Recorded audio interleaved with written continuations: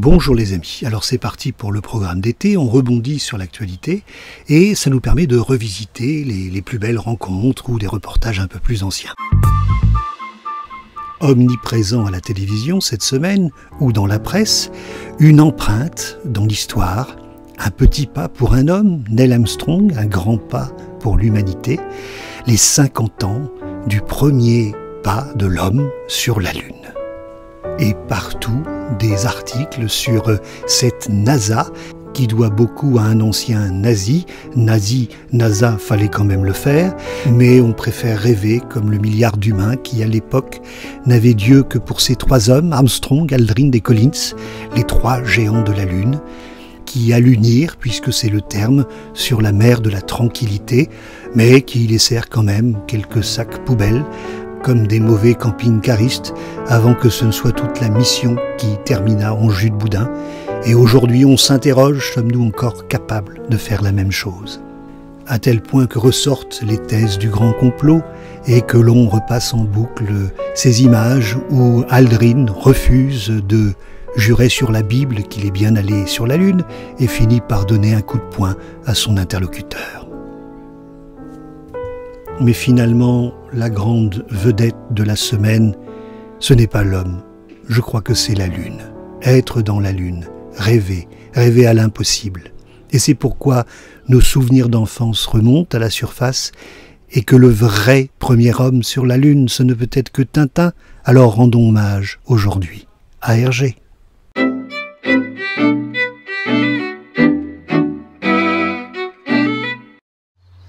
On a posé la question à Hergé. Non, plutôt on lui a jamais posé la question. Pourquoi avez-vous choisi Cheverny? Et donc on imagine, hop, Hergé en train de feuilleter les pages. Oh, Chambord, non, c'est trop compliqué. Bon, Cheverny, c'est simple. Architecture classique. Et qu'est-ce que c'est que l'architecture classique par rapport à la Renaissance? C'est la sobriété, la symétrie. Et comment on appelle le trait de crayon d'Hergé? La ligne claire. Et il y a une question que j'aime beaucoup qu'on me pose. Alors, vous voyez, je vous pousse à mon tour. On dirait De Gaulle. Franchement, je ne vous ai pas posé la question. Posez-moi la question. Quel est votre personnage préféré? Allez-y, je vous ai rien dit, allez. Alors, une question qui me brûle les lèvres. Quel est votre personnage préféré? Géoptimiste, merci pour cette question. Eh ben, mon personnage préféré, c'est Nestor. C'est Nestor. Et pourquoi c'est Nestor? Eh ben, parce que Nestor, il a cette particularité, lui, d'aimer le château et de ne pas aimer les gens. Ou de ne pas avoir d'affection particulière sur les gens. Nestor, il est attaché au château.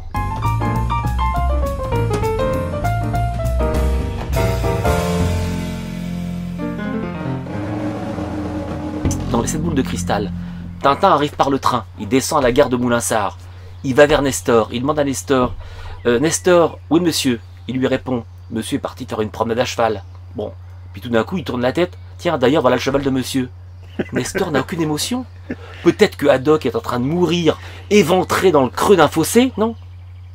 Neutralité. Tout pour le château. Tout pour le château. Il fallait, bien entendu, matérialiser le lien qu'il y a entre Cheverny et Moulinsart. Et le meilleur moyen de le matérialiser, c'était pas par un musée, mais c'était par une exposition.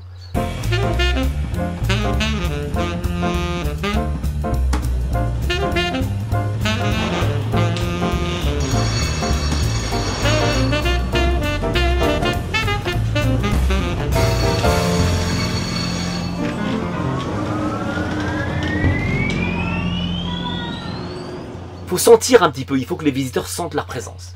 Voilà, tiens, on va voir le grand salon, bah, peut-être que Haddock y était il y a peu de temps. La chambre de Tintin, tiens, bah, Tintin est parti se promener. Bon, on voit sa chambre. Si on regarde bien. Ah, tiens, regarde, il y a Tintin.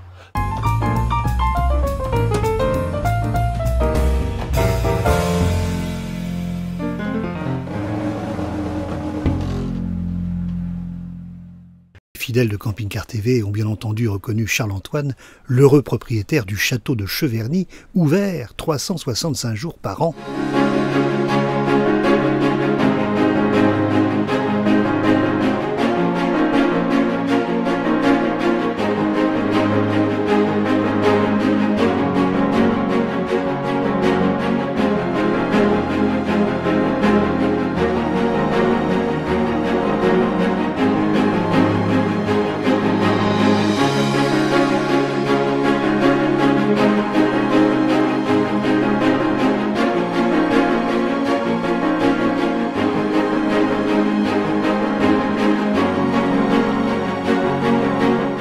Quand vous dites une petite entreprise, 40 personnes. Hein.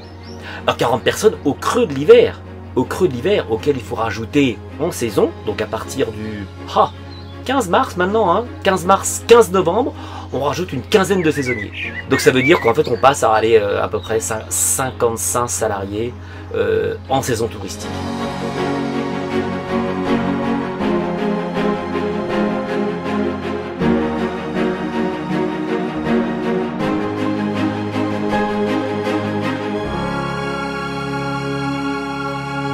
Et alors c'est une œuvre de transmission, c'est un héritage, vous êtes au cœur, monsieur le marquis, d'une histoire qui a 6 siècles. Exactement, plus de 6 siècles. Ça veut dire que quand on naît, la seconde qui suit votre naissance, il faut penser à votre succession. Et ça prend du temps dans la tête. Dans le sens où tout ce genre de patrimoine historique, familial, ce dont ils ont besoin, c'est de passion, c'est d'amour, c'est pas tellement d'argent. D'argent forcément, on y reviendra peut-être tout à l'heure, mais ils ont besoin d'être aimés. C'est la condition sine qua non de la transmission. C'est la raison pour laquelle, quand on a des enfants, faire en sorte qu'ils aiment. Parce que quand on aime quelque chose, eh ben on est le plus fort. Pas le plus intelligent, c'est quand on aime qu'on est le plus fort.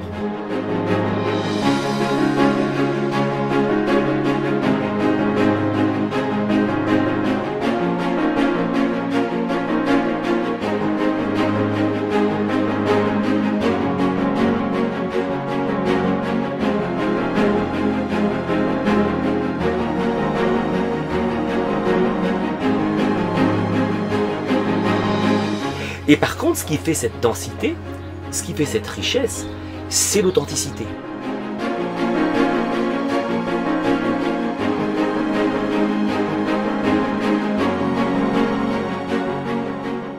On avait envie, les occupants avaient envie d'être entourés d'un mobilier qui leur était contemporain.